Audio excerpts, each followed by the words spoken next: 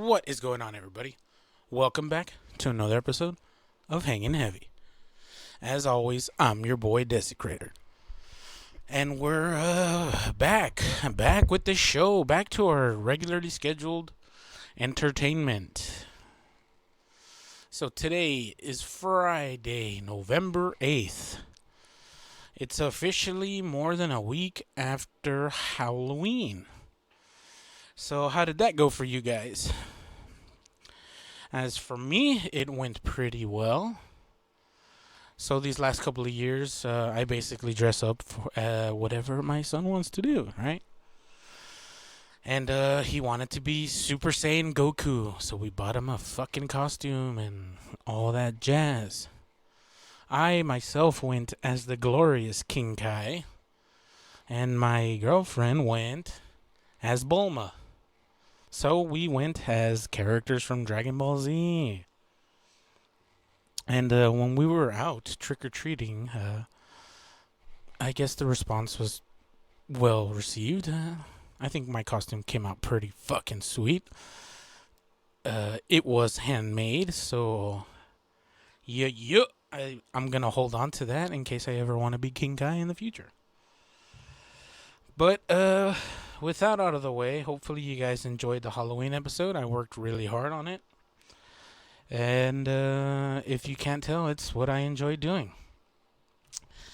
So hopefully you guys had a safe, fun time. And those of you that wanted to get fucked up got fucked up. Excuse me, you're going to hear some noises. And that's just me adjusting my microphone because...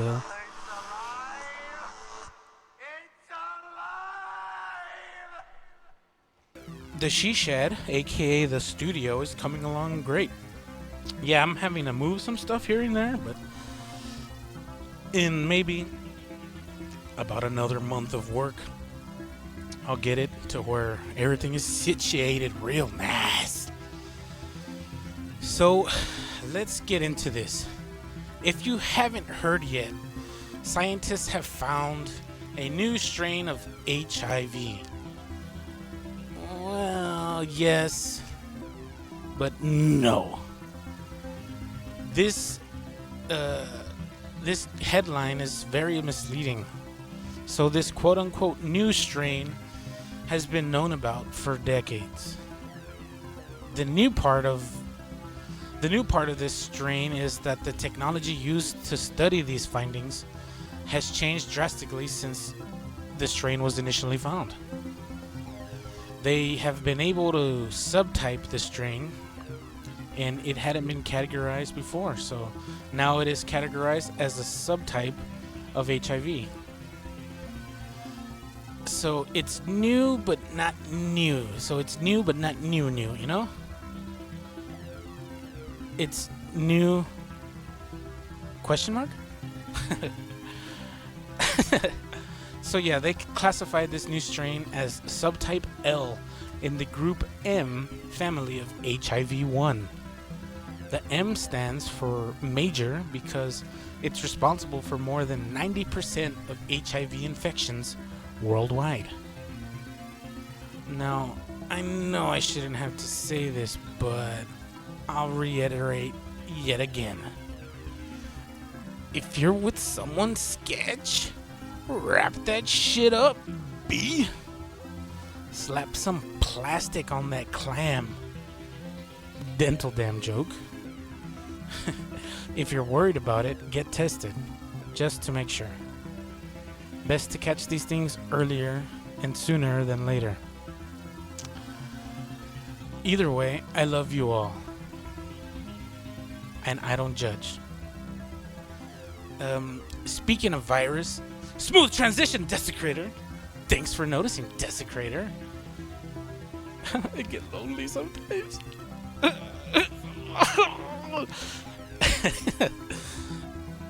It's a lonely place here in the studio all by my lonesome.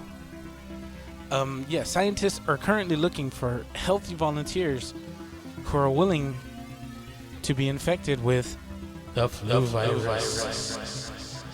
They're testing to see how it affects the body. Now, these volunteers will and can be compensated up to $3,300. That's a lot of cash. Now, they have previously used these kinds of tests in 4 trials prior to this. Oh, try to say that fucking 5 times fast. 4 trials prior to this. Their finding is that it creates mild to moderate illness in test subjects. Well, no shit. So this testing is being led by the National Institute of Allergy and Infectious Disease, or NIAID for short. Fuck, why not lead with that fucking long ass name? NIAID, excuse me. They are seeking up to 80 healthy people between the years of 18 through 50. And these subjects will be infected with influenza A, the seasonal flu virus. They will supply these volunteers with a nasal spray containing the virus and are subjected to being under observation for around 10 days until they are no longer contagious. Now that I think about it, I've always wondered how they do these things. Do they like make an isolated chamber type room for you to stay in and then peace out for fucking after the 10 days? Do they monitor you during, and then when all is said and done, you peace out? Like, what the fuck? Well, this trial is going to take about 4 months, and patients, as I said before, are receiving up to a possible 3,300 doll hairs, depending on how long they stay and the number of follow-up clinic visits required. Right now, they only have 4 trial sites, so that sucks. That's easy money. Get sick for money? Hell yeah. The 4 cities are Baltimore, Cincinnati, St. Louis, and Durham. I need money, and I have free time. Why can't they have that shit where I'm at? Fuck you, scientists. Well, this is part foodie and part science, so I'm gonna just put it into my science bitch segment. And I'll start it by reading a tweet sent out by Doubletree by Hilton. The tweet reads, "Houston, we have a cookie. Now serving warm welcomes in space. Follow the adventure with hashtag cookies in space. Sorry, never heard of you until now." And hashtags are a form of communication these days. Well, this is news for people that are on the International Space Station, and almost 20 years after the first crew arrived to live on the station, astronauts will be able to make fresh food. And that's if the tests fucking are designed and correctly manufactured to work for this test oven to bake in 0 gravity. So let's fucking hope that shit works as designed. Watch the news, because this fucking thing might come careening down to Earth.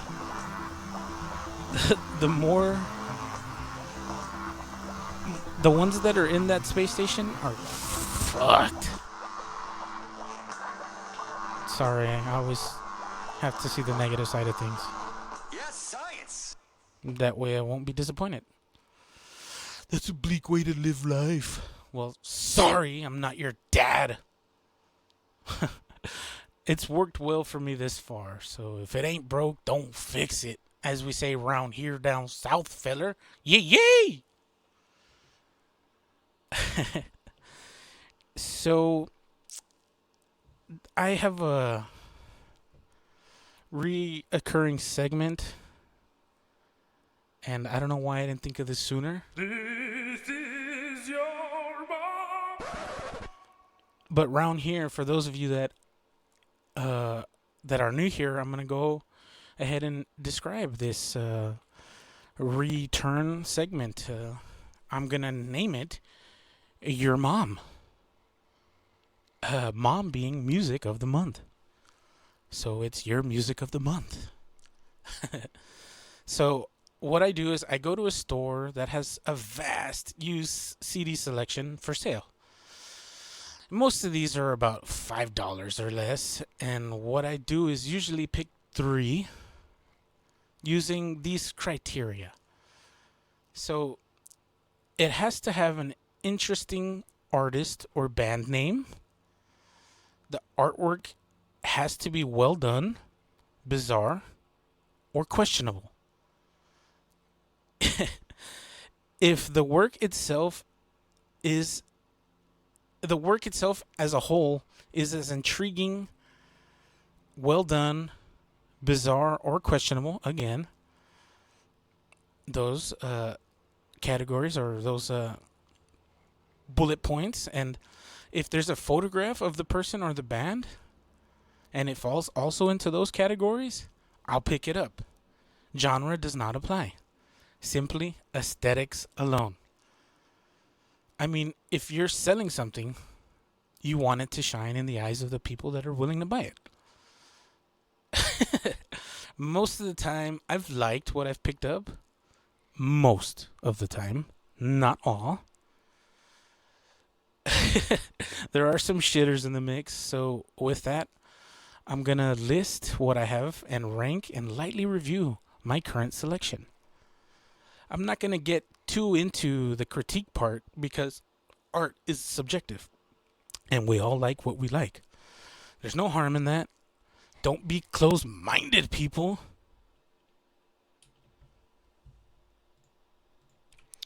Okay, so the three albums that I picked up this time, let me get a little closer to the mic.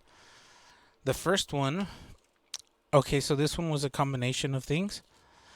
The album cover has a bunch of fetuses, unborn fetuses, or, I mean, depending on how you look at it, they could be genetically born, whatever. They're in like these test tube looking motherfuckers.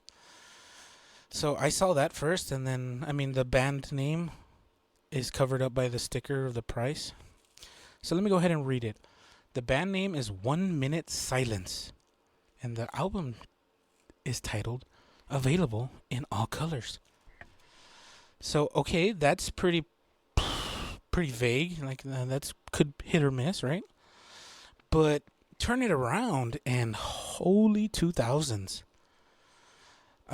There's the only way I can describe this is a shirtless dude with long hair. A dude with those fucking huge raver goggle glasses things. With dreadlocks in a Pippi Longstocking style 2 ponytails. An asshole that has his beard trimmed into his cornrows. And a guy that looks like the drummer from Korn. So nobody looks like they're in the same band. And I didn't see the asshole that had his beard trimmed into his cornrows.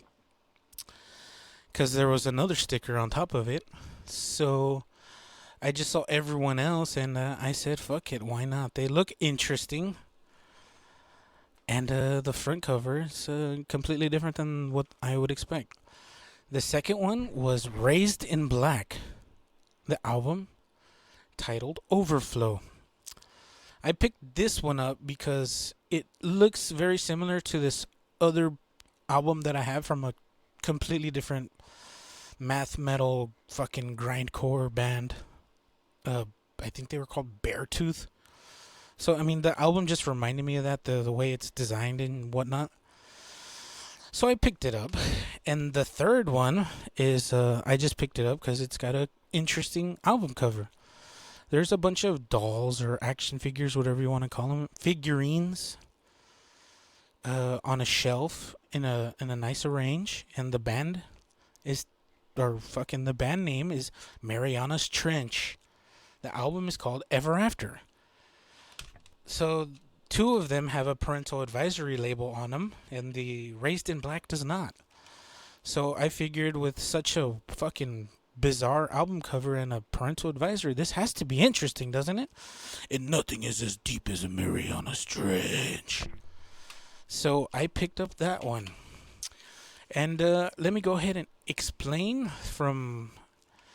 I guess I'll start with the one I dislike the most, Mariana's Trench. I don't know exactly. I'm not going to fucking look it up because I don't care. That's how far I'm going to go into doing the research to do this. But Mariana's Trench, Ever After, the way I can describe what I heard was boy band vocals.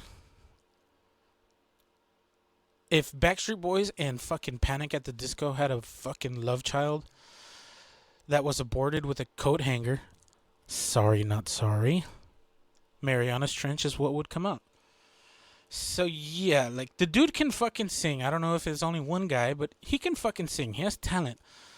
And the music's fucking alright. It's just like super poppy rock. I don't know what you would call it.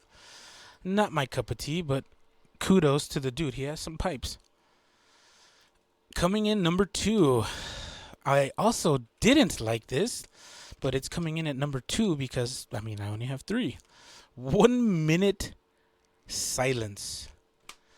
Now, I wish while listening to this, I had 1 minute of silence. Because this album is fucking garbage. It sounds like they fucking went to the pawn shop and got whatever guitar amp they could find and afford. Not even for a music video, not even for a prop. And recorded the guitar tracks with it. Like, it sounds fucking terrible. I think I could record a better sounding demo with my fucking cell phone. And then on top of that, the first track that I heard sounded like they were trying to be fucking Rage Against the Machine so hard. So hard trying to be Rage Against the Machine that I was kind of off-put. And when that song finished, the next one started, and it wasn't as bad. But then more tracks in, there's 13. I think I got more than halfway through. I said, enough is enough. I need a minute of silence. Nice fucking band name, idiots. But the crown jewel of the 3, and I was very, very fucking surprised, is Raised in Black, Overflow. This album is fucking awesome. It's basically fucking almost aggro tech with some fucking a little bit of like Rammstein and Nine Inch Nails. The vocalist sounds very close to Trent Reznor. So yeah, this shit was fucking good. If you get a chance, I found it on YouTube. You can go ahead and listen to it. I recommend it. It's good shit. This one will be in the keep pile. The other 2 I'm either going to turn into coasters or fucking wall art. Because they're fucking goofy looking enough, but I would never listen to it again. So that was Your Mom. This is your mom. Rich and Rick. Listening to that, that's very nice. So let's, I guess, get into the next segment. Not a sponsor. For those of you that remember, I used to fucking say that all the time to the point to where it would annoy everyone. And guess what? Sorry, not fucking sorry. Anyway, Coca-Cola. Who doesn't love the bite of a cold, brisk Coke on a hot summer day? Now, I know most of you from the north side of the United States and European countries, you don't know quite what I'm talking about. I'm from Texas. It was summer up until about maybe a week ago. It's starting to become fall winter. For winter? Or whatever. Anyway, who doesn't like a nice cold Coke on a hot summer day? Or mixed into a cocktail? Well, the mega corporation is throwing a new hat into a ring that is surging right now. the market of sparkling flavored water. So what they plan to do is take a life nurturing substance and make it bad for you. They announced Thursday that they will launch a new seltzer brand dubbed AHA. AHA, like that shit 80s band that no one cares about. But oh, that one song. Remember that one song? Ugh. Anyway, they plan to launch this in March of 2020, claiming it to be their biggest new product released in over a decade. AHA will come in 8 flavors, including these 2: citrus green tea, because why not just drink green tea instead of soda water, and black cherry with coffee. Now this contains 30 milligrams of caffeine.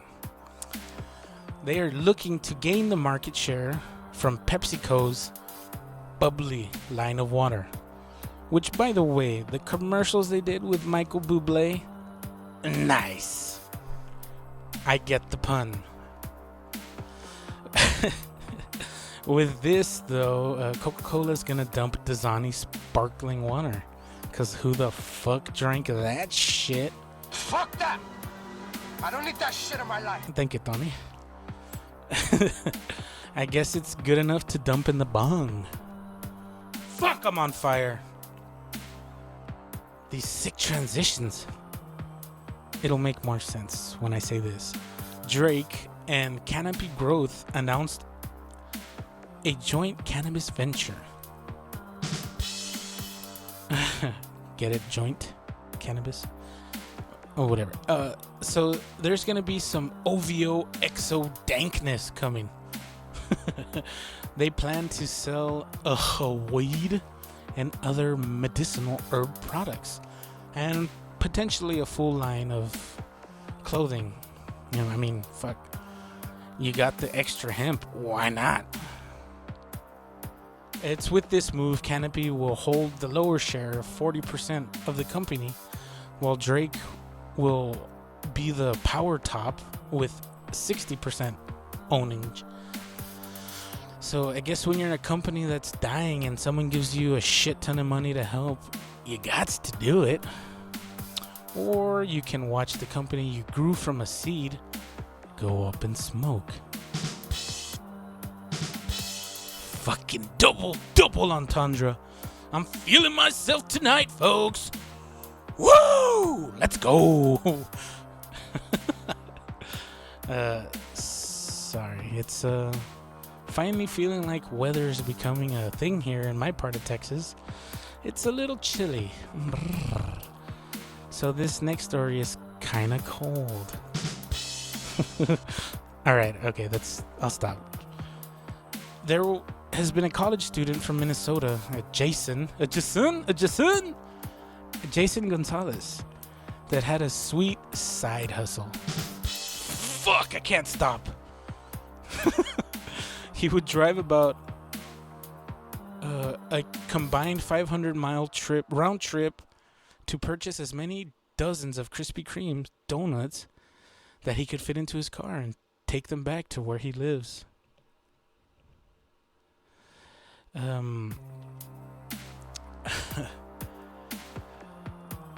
Minnesota hasn't had a Krispy Kreme in the whole state for over 11 years. Well, he would go back and forth and resell each dozen anywhere from $17 to $20 a box. Now they go from anywhere from $7 to $8. So he's upselling them bitches. Some people would even purchase up to $100 worth of donuts at a time. Yo, let me stop you real quick. They're not that good. Fuck that. Now, after this story got some traction online, he posted on his social media that he received a cease and desist phone call from the Cream Man himself. After some time, I'm sure with a lot of hate coming from the internet, he posted later that he is able to continue slanging them crack donuts. But this time, he's now an authorized third-party seller. So yeah, they probably got some heat and folded before they got shit on by the masses. So fuck, hey, good on you, dude. That could have been a sticky situation.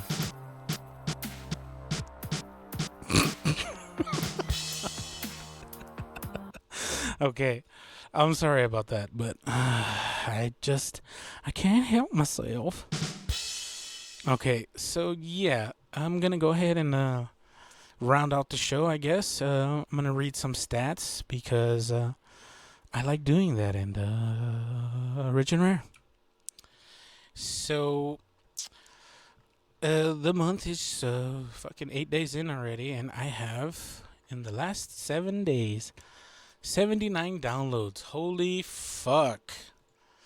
Either somebody is finally catching on to the greatness that I am pushing out. But let me go ahead and just read this. So worldwide, 68 of these downloads are from the United States, 4 from Canada, 2 from United Kingdom, 2 from Ukraine, 1 Argentina, Australia, Austria, the Czech, and Guatemala, Russia, Singapore. Oh, excuse me. But let's zoom in on the states. California, 7 downloads. Fucking awesome, West Coast. Let's do this. Texas, what the fuck? No downloads from Texas. Fuck you, Texas. You're supposed to get my back. You're supposed to be better than California. What the fuck? 1 from Minnesota. Hey, Jason. 1 from Illinois. 1 from Jersey. 1 from New York. 1 from Ohio. 1 from Pennsylvania. 1 from Tennessee. 18 from others. I still don't know what the fuck that means. But fucking reigning supreme. Coming in clutch with 36 of these downloads. My Misha Gangsters. What's up? Fucking let's do this shit. Y'all like to rage? I like to fucking rage. Well, I mean, I just appreciate you guys. Those of you that are repeat offenders, thank you for coming back. Thank you for sticking with me. Hopefully I'm improving the quality of this shit. This show, this fucking circus. Let's fucking just have a round of applause for you fucking people. For all my new listeners. This is the fucking bonkers ass shit that I do in my fucking spare time. I'm not the nicest person. I'm not the cleanest of spoken people, but I feel I'm well articulated enough to do this shit on my own. It's not easy talking to yourself. So fucking let's get on with that. Hopefully my boy Carlton, the white Carlton that is, he says he wants to jump in and do this shit again, so maybe you'll hear some new voices. I enjoyed the time that I did it the last time with him, but I mean that was fucking super last minute, so it was a little unprepared. So maybe next time we'll fucking have some shit ready and we'll have a little better synergy. Oh, those power words, synergy. But you know the story. This is Hanging Heavy, the podcast where the conversation can get as heavy as the host. As always, I'm your boy Desecrator. Thanks for fucking tuning in. Much love and rich and rare.